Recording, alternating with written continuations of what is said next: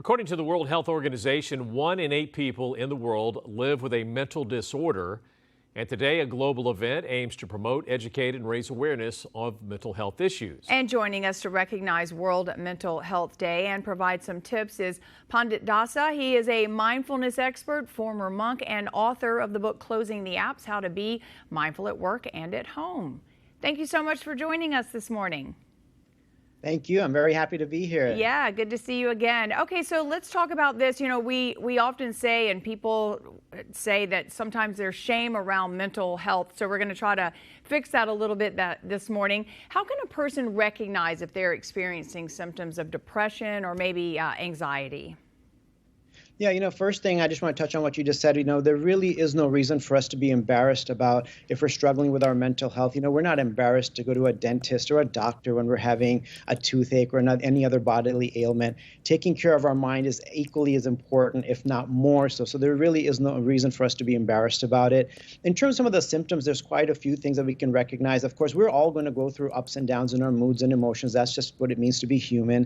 But if we're feeling prolonged levels of guilt or worthlessness or helplessness, prolonged meaning it goes on for weeks and weeks and weeks and it's not coming to an end, or maybe we're feeling just pessimistic or hopeless, maybe now we're just having trouble concentrating, major shifts in the way we do things. For example, maybe you're very hungry, like a loss of appetite, and now you're overeating, or maybe even worse, if you're having thoughts of like, well, it's not worth living anymore. These types of symptoms are things to be, something to be aware of, knowing that, okay, now it's time possibly to get some help. All right, so what can a person do to treat their depression or anxiety? Well, one of the first things to do is reach out to a medical professional, your primary care physician, a mental health professional. Really have a conversation because they're the best ones who can guide us in the next steps. And some things that we can do in our daily life. One very important thing is to not really isolate yourself. It's important to surround ourselves with people that care for us, having positive relationships, not just at home, but also in the workplace. Having positive relationships can really uplift our mood, make us feel secure, make us feel supported. Meditation is an incredibly powerful tool, taking those deep breaths in throughout the day to really just feel grateful for some of the positive things that are happening in our life. Because, when we go through depression or anxiety, we tend to focus on the negative, but gratitude can help uplift us. Making sure we're getting a good night's sleep where we're not just stuck to our social media at 11 o'clock at night while we're laying in bed, getting a good, healthy night's sleep.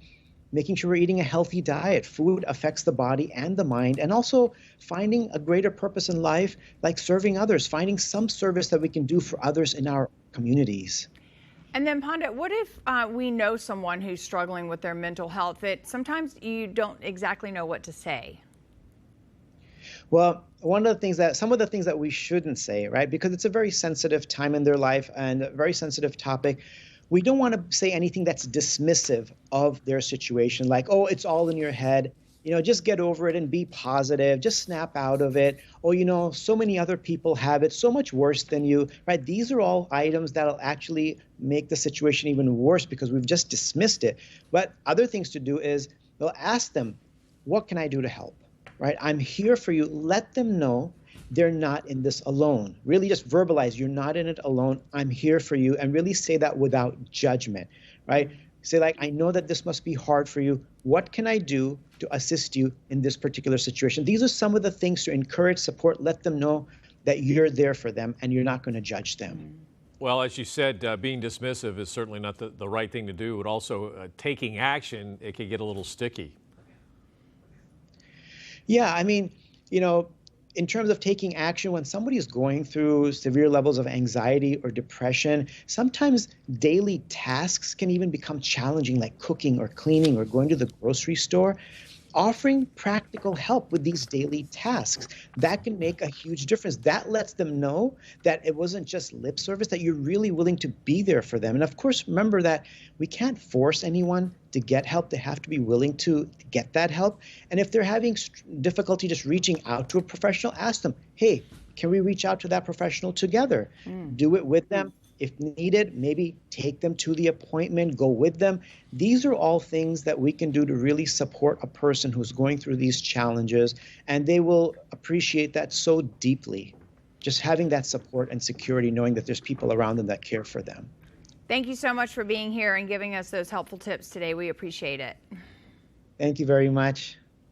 All right, Pandit Dasa's book, Closing the Apps, How to Be Mindful at Work and at Home, is available wherever books are sold and on his website, Pandit Dasa. And you can if you are experiencing a mental health crisis, you can call or text the National Suicide Prevention Hotline at 988.